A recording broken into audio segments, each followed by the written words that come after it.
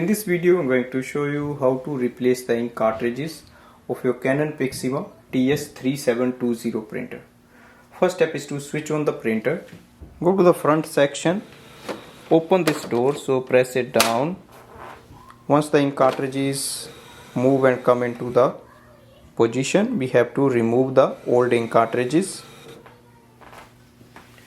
Press it down, this lock, and then you can just take the ink cartridge out. Same with the second. Take your new ink cartridge, take it out of the plastic packaging and remove any orange seal available there, and then place color on the color side.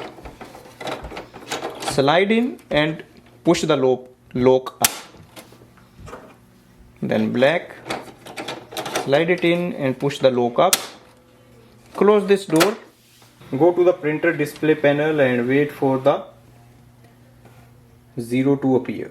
Once you see the 0, that means our printer is ready and we have successfully installed the ink cartridges.